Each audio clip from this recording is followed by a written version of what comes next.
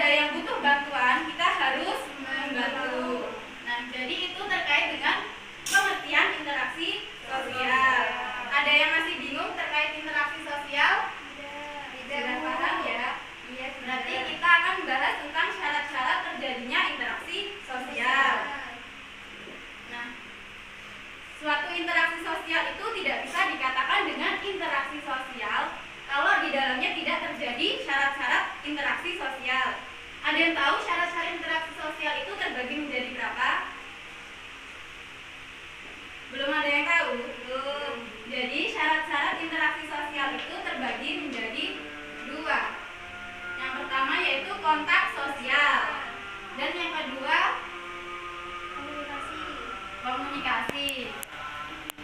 Nah, jadi kontak sosial itu merupakan kontak sosial ini terbentuk karena adanya respon atau tanggapan dari orang lain.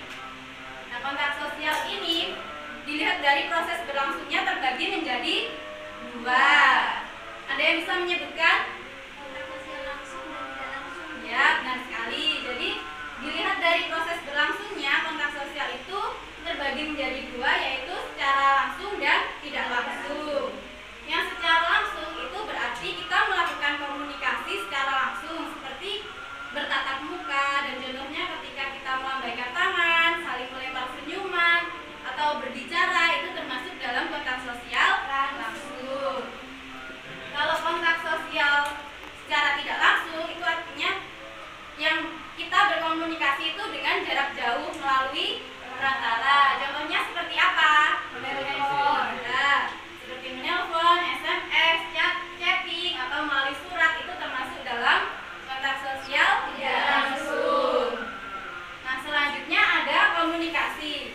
Tidak asing ya, komunikasi itu apa? Ya, jadi komunikasi itu apa? Ada yang tahu? Menyampaikan pesan. Ya, jadi komunikasi itu merupakan sebuah kegiatan menyampaikan pesan dari seseorang kepada penerima pesan yang baik dilakukan secara langsung maupun secara tidak langsung. Orang yang menyampaikan pesan disebut sebagai komunikator. Sedangkan orang yang menerima pesan itu disebut komunikan.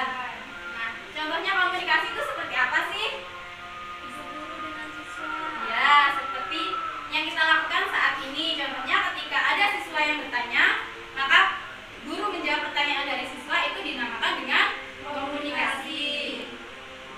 Nah, dari syarat-syarat terjadinya interaksi sosial, mungkin ada yang ditanyakan? Jika tidak ada, kita lanjut pada ciri-ciri interaksi sosial. Nah, ciri-ciri interaksi sosial ini ada 4. Ada yang bisa menyebutkan apa saja? Tidak ada ya. Jadi, ciri-ciri interaksi sosial ini terbagi menjadi 4. Yang pertama, jumlah pelakunya itu lebih dari 1 orang. Biasanya dilakukan antara 2 orang atau lebih. Dan yang kedua, berlangsungnya hubungan secara timbal-balik. Dan yang ketiga, adanya komunikasi. Yang keempat, adanya tujuan tertentu. Nah, dilihat dari proses berlangsungnya interaksi sosial ini terdapat beberapa faktor. Yang pertama ada faktor imitasi, yang dimana faktor ini merupakan proses kegiatan dari seseorang karena mencontoh perilaku dari orang lain. Contohnya seperti anak perempuan yang bermain masak-masakan karena ia terbiasa melihat ibunya yang sedang memasak di dapur.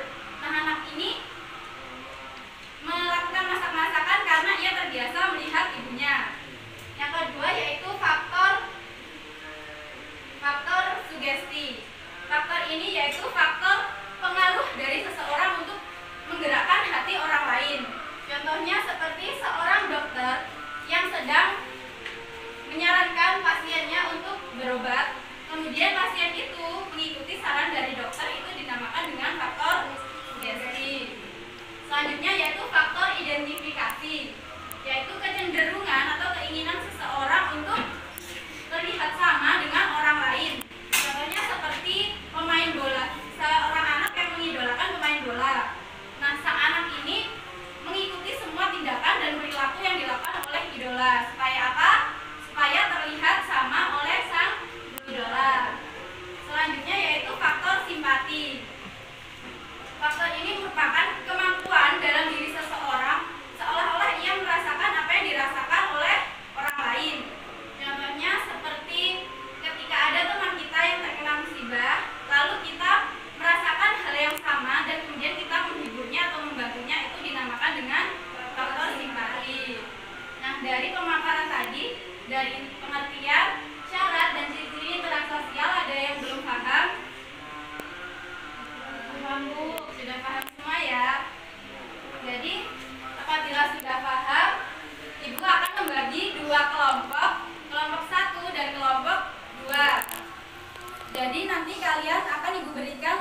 kerja yang kalian harus kerjakan.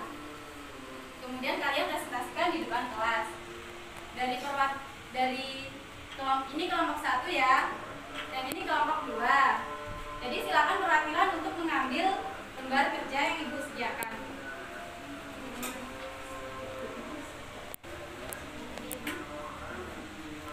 Nah, dalam lembar kerja tersebut ada beberapa soal.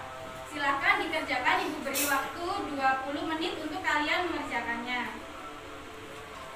Bisa dipahami anak-anak? Bisa, Bu. Dan waktu sudah menunjukkan 20 menit. Sudah semua anak-anak? Sudah, Bu. Sudah. Jadi yang maju mau kelompok 1 atau kelompok 2? Kelompok 2 ya. Silakan kelompok 2 untuk maju untuk mempresentasikan hasil diskusinya.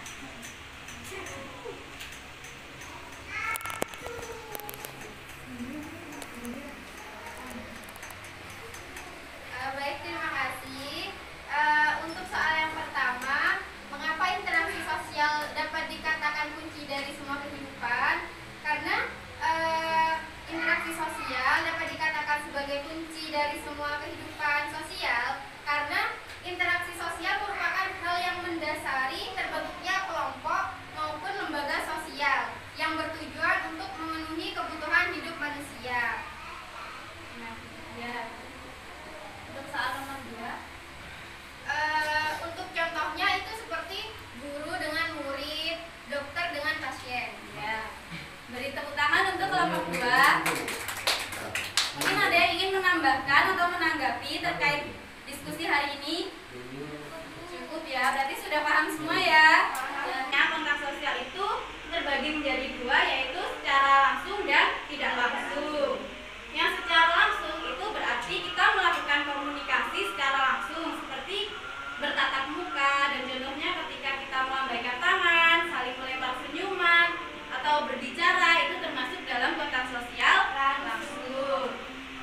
Kalau kontak sosial secara tidak langsung itu artinya yang kita berkomunikasi itu dengan jarak jauh melalui perantara. Contohnya seperti apa? Menelpon, seperti menelpon, SMS, chatting, atau melalui surat, itu termasuk dalam kontak sosial tidak langsung. Baik anak-anak, jika kalian sudah paham terkait materi hari ini, untuk minggu depan silakan kalian pelajari tentang materi selanjutnya, yaitu tentang pengaruh dari interaksi sosial dan juga lembaga sosial.